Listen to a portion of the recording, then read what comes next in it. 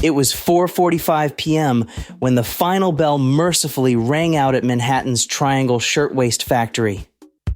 Hundreds of young immigrant workers tidied up their stations, anticipating a hard-earned weekend.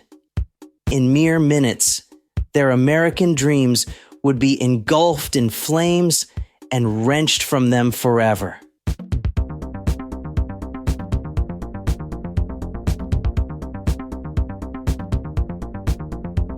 But anyway, tonight, oh my God, crazy story. And this is, you know what, I'm bad at promoting my podcast, but I got this podcast and I've been back and forth on the name about it, and we talked about that. But I guess we're going with what it is. And I got 3 episodes out now. Look at that. And they're me talking. And Brienne said I sound like the guy from Lore.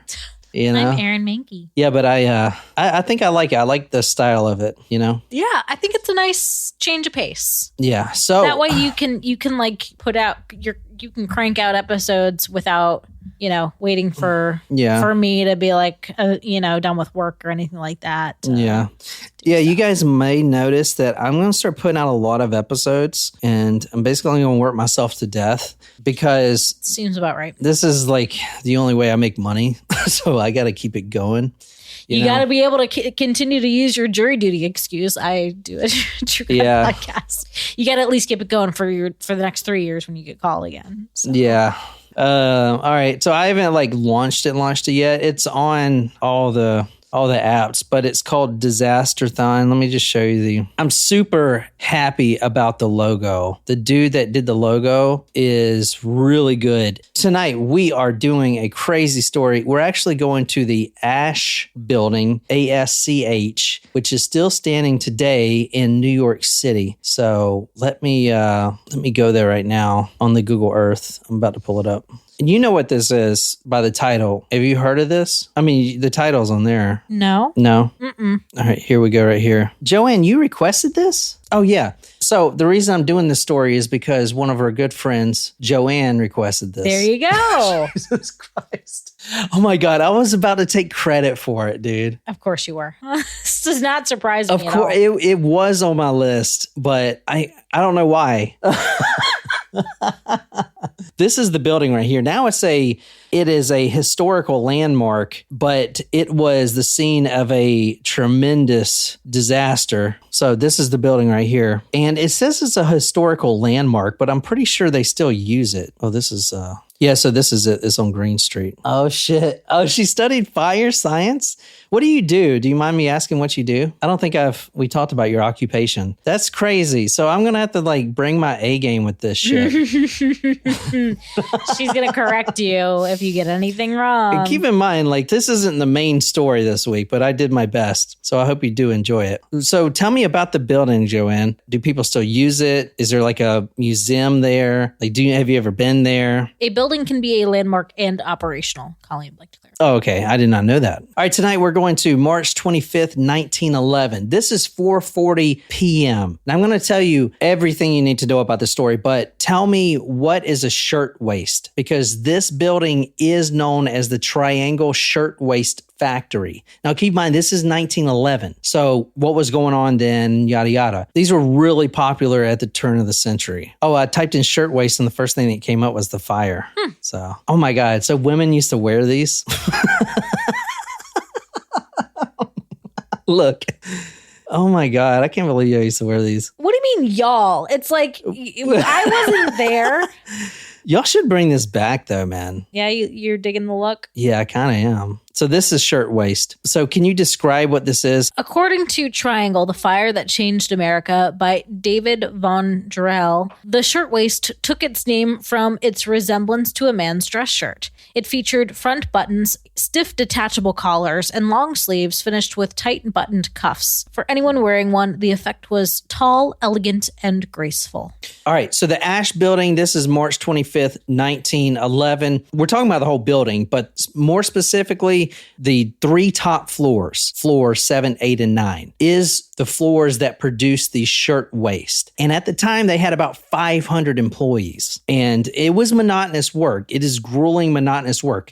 Sewing, because this is during the fabric revolution, right? They had the big sewing machines and stuff like that, but they'd still have to do a lot of it by hand. Like all the buttons on the thing, they'd have to put all the buttons in. So you have 500 people on these 3 floors that are monotonously putting these shirts together all day. And we're talking 12-hour days. This is before like Fair Labor Standards Act and things like that. In fact, this story that we're going to talk about tonight changed a lot of things about the workplace that we still see today. And it's crazy because I may be wrong, but I don't think this story is hugely popular for how devastating it was. But it did change a lot of things that we see.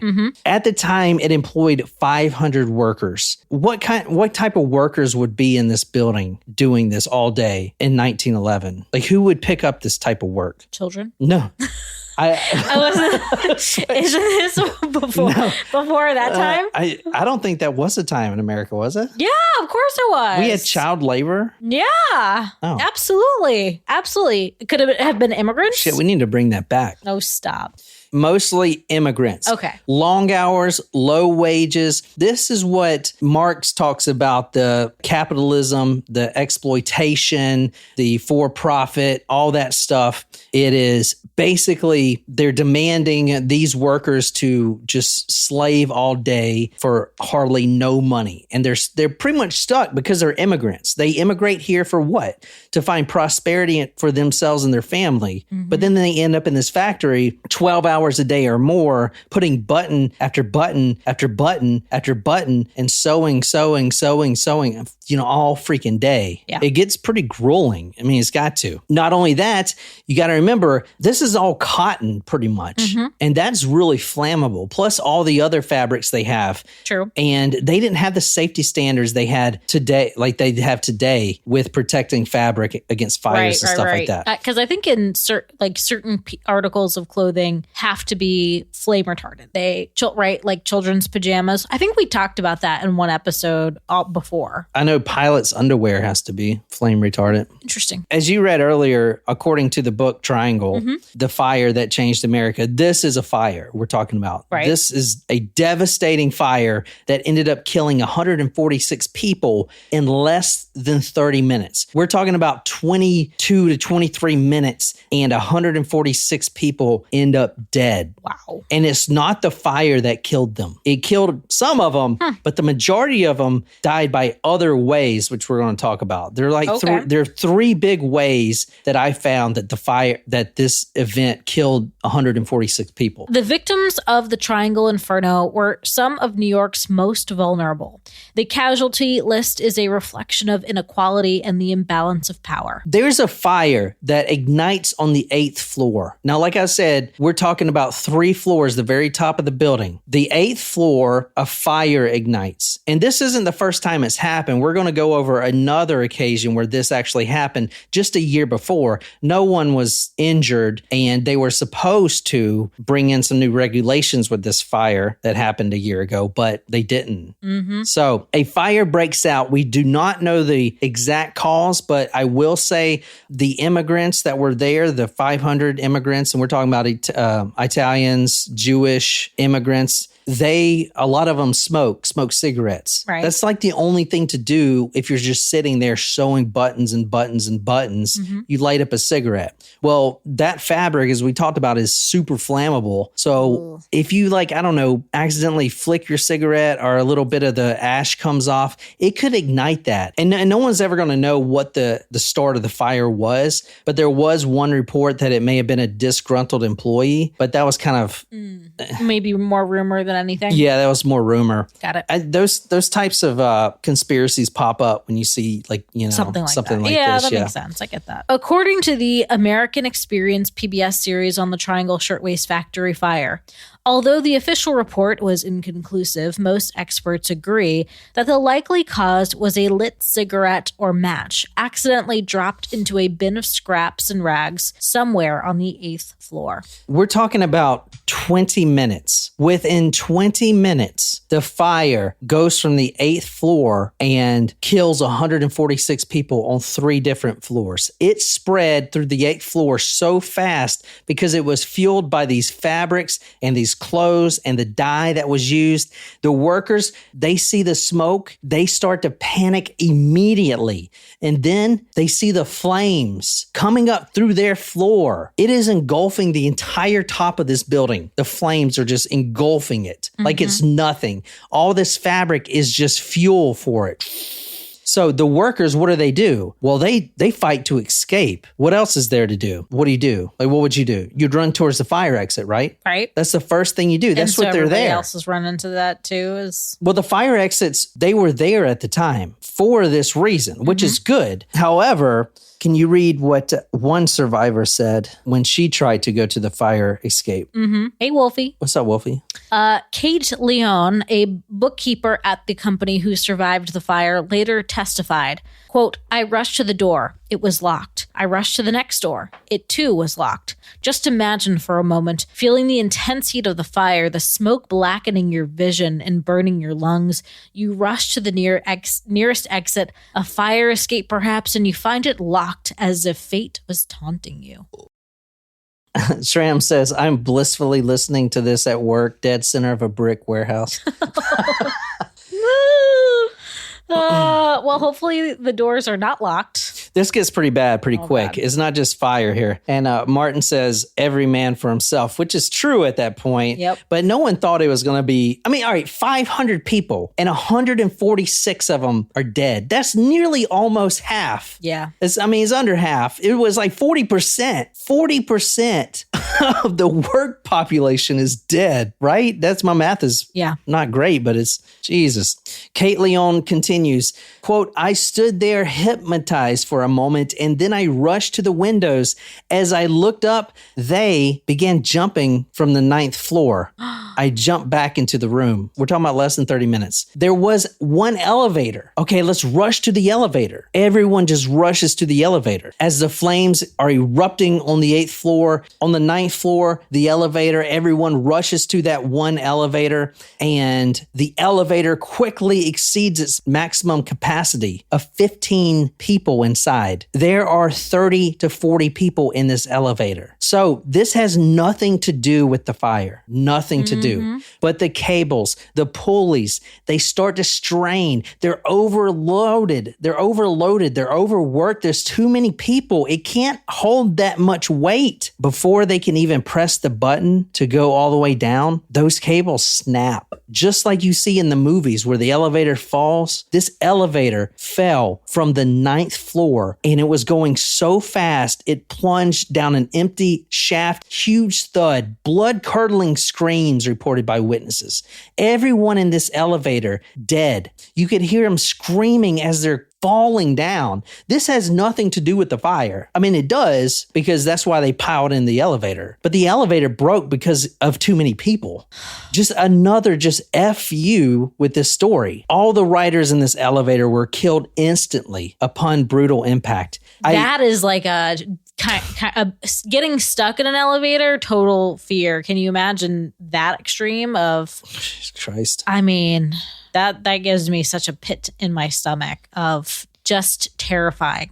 I think there's a couple really horrific things. I think dying by fire and dying by drowning are just oh my gosh, just horrific ways no shit to pass away. In the episode, I wrote something like you could hear the blood-curdling screams from inside the elevator as it plummets to the basement. And the only reprieve from that is when it hits the basement floor, the loud sound, the thud, boom. And it's like a breath of fresh air because you can't hear the screaming anymore. But they're all dead inside. Isn't that crazy? I don't know. According to one factory foreman, Max Roth, talking about the elevators, this is what he said. The cables gave way and the loaded car fell down again, level after level, slowly crushing and mangling those inside until it landed in the dark pit at the bottom. I could hear bending iron and steel, but worse even than I could hear the cries of the dying people as they went down into eternity. Everyone that was in that elevator was dead. Wow. Everyone. Maximum capacity, 15 people. Jesus. I think I saw the number was like 43 people were in that elevator. Colleen makes a really good point. Everything was flammable back then. Insulation was straw. Newspaper was used under plaster,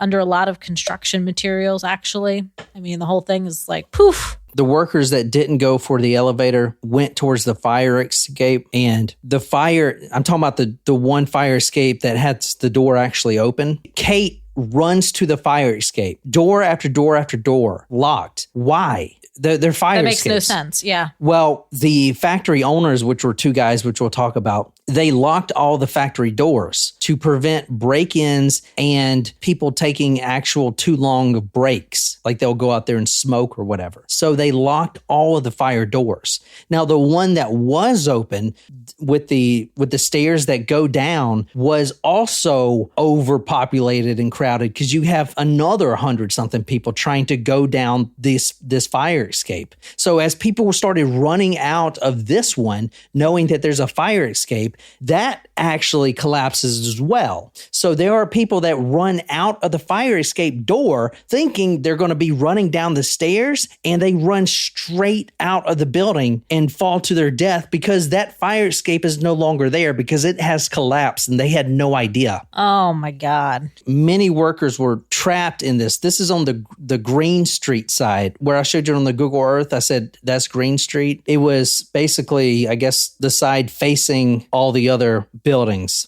That thing collapses. It was a narrow structure that consisted of one iron ladder that attached to the exterior of the building.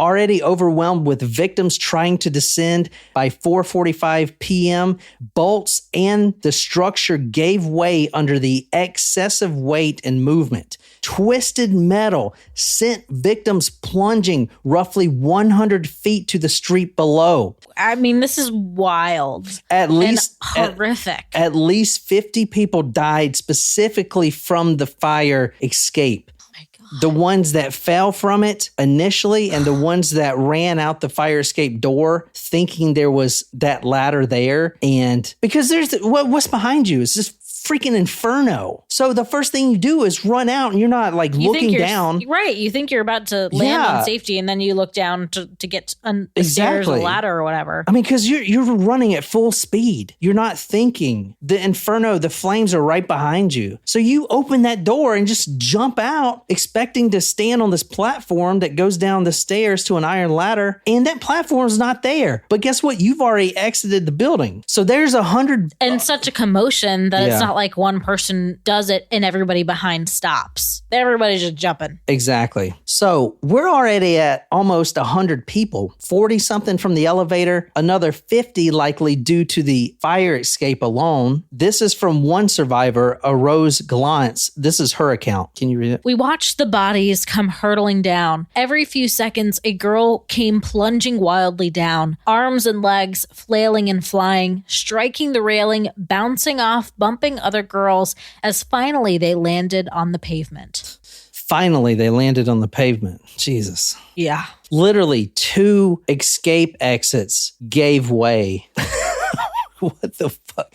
I guess the only thing to do now is go down the real stairs, you know? Let's see how that works. They had one door you got to pull open. Pull. So you have 100 or so people. The rest of the workers, well, more than that, you have 300 people, the ones that aren't dead already, trying to get out of this door that opens inward inside the building. So what does that do? Have you ever seen those Black Friday things at like Walmart where people just stand there and it's just a freaking stampede? Yes. Mm-hmm. You you have 300 bodies. No, but I know what you're talking about. I would never do that. You have 300 bodies clogged in these doors, and the doors opened inward. So it was hard to even get those open. Right. I mean, just the door direction screwed up big time, you know? Yeah, no shit. Doors became jammed from weight of panic crowds pushing, victims scrambling over each other, trying to desperately find an exit.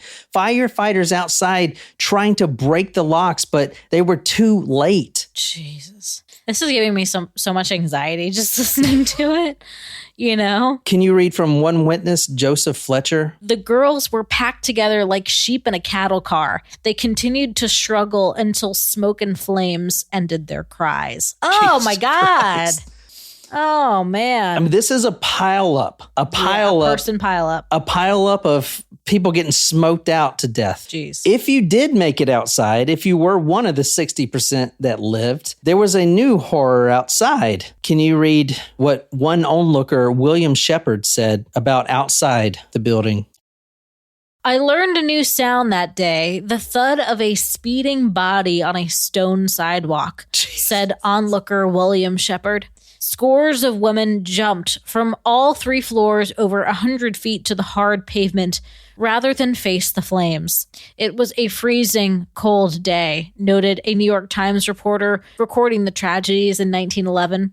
The onlookers were mostly women, and they could not stand the horror and fled from the sight. They were lifted as though by mighty hands and hurled to the death because inside it was impossible to get down the stairs. Isn't that crazy? Those inward doors caused too much of a pile up. They couldn't even get to the damn stairs. Jesus. So now they're hurling. It says, this guy, the New York Times reporter says, they were lifted as though by mighty hands and hurled to death. They're jumping.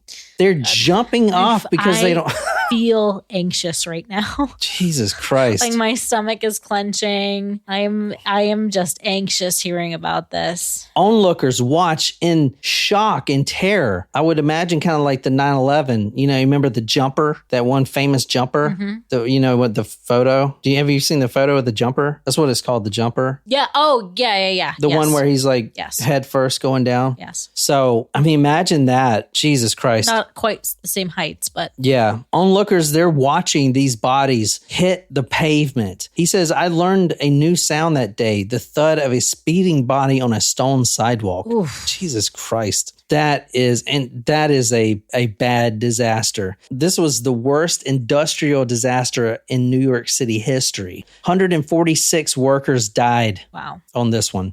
So I told you there was a previous fire of this. There was a previous fire in this factory. On November 1st, 1910, a fire broke out. The fire was first noticed on the building's top 8th floor around the same time. So it's the same floor as the fire that started a year later. It was even described by newspapers as, quote, comparatively small. The main impact was destroyed shirtwaist, the product, and property damage. But it was a fire that made the newspaper. So they had a chance. Honestly, if it would have killed 2 or 3 people, or maybe even 1, we wouldn't probably even be talking about this story because they would have done things like they do now, fire regulations, not locking the safety exits and stuff like that, elevator capacity limits, structural things so it wouldn't happen. Mm-hmm. But then again, they are immigrants. So, the officials and the factory owners pretty much ignored that fire of 1910 and nothing was done. It was like a forewarning from God. Literally, this is it. This is your warning. Not even a year later, 146 people dead. So let's talk about the aftermath here, I guess.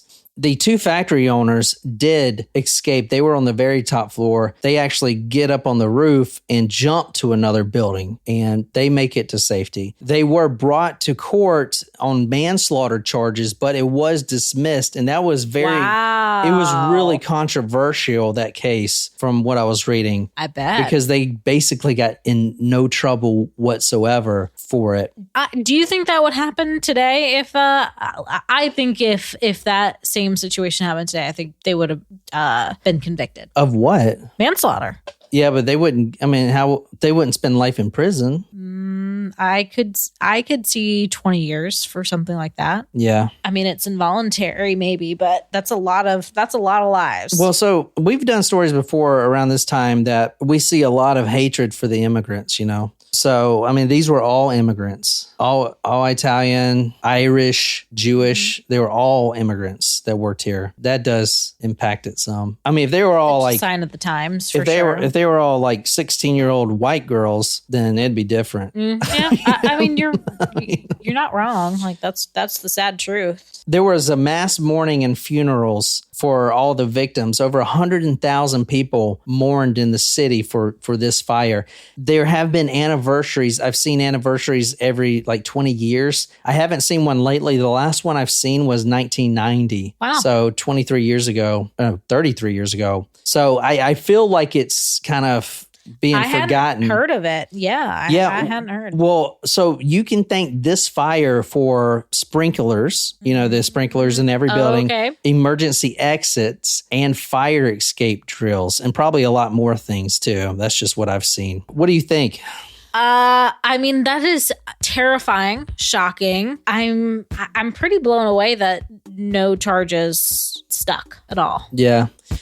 That's crazy. Mm-hmm. But that was a little short story there. I want to start doing these little short ones. That is so crazy. Anyway, I hope you guys enjoyed it. We'll be back tomorrow, headlines, and then I'll have another story this week, and then I guess Jen will be here. Thanks for being here, and until next time, good night, you lovely, lovely people.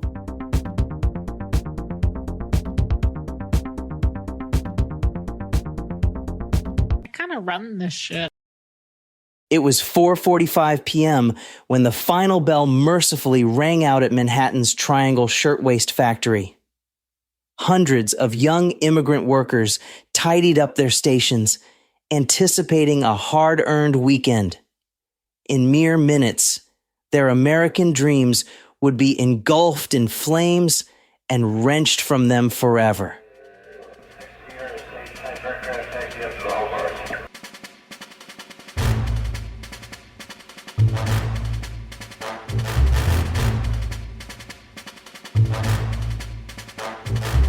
Buckle up and brace for impact.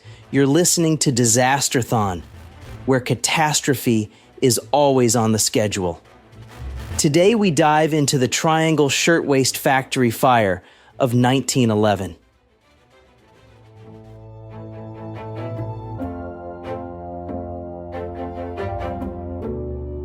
The Triangle Shirtwaist Factory produced ladies' blouses, known as shirtwaists, which were very popular at the turn of the 20th century. According to Triangle, The Fire That Changed America by David Von Drell, the shirtwaist took its name from its resemblance to a man's dress shirt. It featured button fronts, stiff detachable collars, and long sleeves finished with tight buttoned cuffs. For anyone wearing one, the effect was tall, elegant, and graceful. The factory itself employed around 500 workers, mostly young immigrant women in their late teens and early 20s from Italy, Eastern Europe, and Russia's Jewish enclaves who had recently embarked on lives in America, hoping to earn steady wages to support themselves and sometimes their families back home. They worked long days, from 7 a.m. to 8 p.m. during the week, plus half days on Saturdays. The monotonous job of sewing ladies' blouses on industrial machines in cramped loft space for only around $7 to $15 per week. It was grueling labor under pressure of supervisors demanding maximum output. Historians underscore that this tragedy sprang as much from the merciless economic forces exploiting an immigrant underclass as from the convergence of hazardous workplace conditions and neglect of safety precautions. The victims of the Triangle Inferno were some of New York's most vulnerable. The casualty list, a reflection of inequality and the imbalance of power. The exact cause of the fire remains unknown, though historians and investigators point to several likely possibilities. Although the official report was inconclusive, most experts agree that the likely cause was a lit cigarette or match, accidentally dropped into a bin of scraps and rags somewhere on the 8th floor. There had reportedly been another smaller fire at the factory just 1 year earlier in 1910 that had alerted many to the dangers of fire hazards and lack of precautions. It was common for workers to smoke at their machines as a way to make the grueling days a bit more bearable, with matches and cigarettes casually carried in pockets or tossed into scrap piles. Furthermore, the State Bureau of Labor and Safety Investigation also raised the possibility of faulty electric wiring sparking flames that then swiftly spread between all the fabric scraps and clothes material scattered about. Or that the fire could have been started intentionally by a recently laid off angry employee, though that was largely dismissed as unlikely. With so many flammable materials, like cotton shirtwaists and bits of fabric strewn about, a cramped space lacking sprinklers and where smoking regularly occurred, it unfortunately did not take much to spark a horrific tragedy once those initial flames erupted and began consuming everything in their path on March 25, 1911. As the flames began to swallow its surroundings, panicked seamstresses rushed toward the exits only to find the doors locked, a common practice used by supervisors to minimize break-ins and thefts. Kate Leone, a bookkeeper at the company who survived the fire, later testified, "I rushed to the door. It was locked. I rushed to the next door. It too was locked." Just imagine for a moment, feeling the intense heat of the fire, the smoke blackening your vision and burning your lungs. You rush to the nearest exit, a fire escape perhaps, and you find it locked as if fate was taunting you. Kate Leone continues, "I stood there hypnotized for a moment, and then I rushed to the windows. As I looked up, they began jumping from the 9th floor. I jumped back into the room. With smoke quickly filling up floors and visibility fading, women desperately smashed windows, seeking air to breathe. The window panes cracked," Fanny Lansner, a pattern maker, recalled. "The loosened window sashes permitted some ventilation, which kept alive the last few minutes of struggling for locked-in workers." Triangle employee Morris Paulson described the scene. "I could see girls were throwing themselves from the window. The other girls were all crowded around the windows. Just about this time, the platform was crushed in with people jumping on it. Those who made it to the interior open elevator soon found themselves in a frightening spot. The elevator that was supposed to carry them to safety, but instead, it plunged from the 9th floor into the basement, killing everyone inside. The harrowing loud thud after the detached carriage plummeted to the earth was a welcome reprieve to the prior screams from those inside. To make matters worse, many who did manage to reach the ground floor safely surged toward a door on Washington Place that opened inward, making their exit impossible against the crush of bodies trying to flee. Emergency responders tried breaking open the door from the outside, but it was too late for most. For the few lucky workers who did escape the walls of fire, found a new horror waiting for them outside. I learned a new sound that day, the thud of a speeding body on a stone sidewalk, said onlooker William Shepard. Scores of women jumped from all 3 floors over 100 feet to the hard pavement below rather than face the flames. It was a freezing cold day, noted a New York Times reporter recording the tragedies in 1911. The onlookers were mostly women, and they could not stand the horror and fled from the sight. They were lifted as though by mighty hands and hurled to death, because inside it was impossible to get down the stairs. Though it inflicted tremendous damage, the Triangle Shirtwaist factory fire itself lasted less than 30 minutes. In less than a half hour, 146 lives were lost, and a pivotal shift begun in labor laws and perceptions of industrial working conditions. Due to highly flammable cloth materials throughout the factory floors, open windows dispersing air currents, lack of fire breaks or automatic sprinklers, and locked doors obstructing exit routes, the blaze tore through the top 3 levels with immense speed and intensity. By 4:45 p.m., it had already spread from the 8th to 9th and 10th floors as panicked workers rushed to escape. And by 5 p.m., with rescue crews on scene, the worst was over as the last flames flickered out, leaving mainly just wreckage and smoke behind. In the immediate aftermath, the city responded with shock, mourning, and demands for accountability. Large public funerals were held and attended by over 100,000 grieving community members. Labor groups and progressive activists marched for reform and justice. Investigations were launched into the factory conditions that hastened such disaster, and the victims came to symbolize the dangerous exploitation of immigrants and the working class in unsafe environments lacking adequate protections. The factory owners, Max Blanc and Isaac Harris, had managed to survive the fire after fleeing to the roof when it began and climbing to a neighboring building. They were indicted on first and second-degree manslaughter charges for locking the exit doors, though they were later acquitted in a controversial trial. While some viewed it as a failure of the justice system, the fire at least brought widespread public awareness to the unsafe working conditions and helped catalyze major improvements in regulations around factory safety requirements, mandatory fire drills, dedicated exits and escape routes in tall buildings, and ultimately, the growth of the International Ladies Garment Workers Union.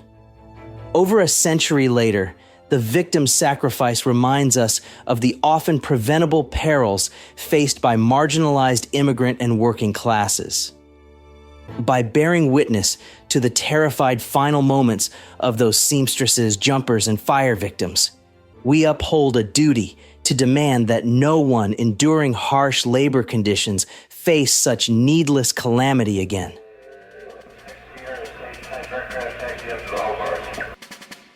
We've made it to the end of another treacherous trek through tragedy. Join us next time on Disasterthon, where we'll face even more havoc head-on.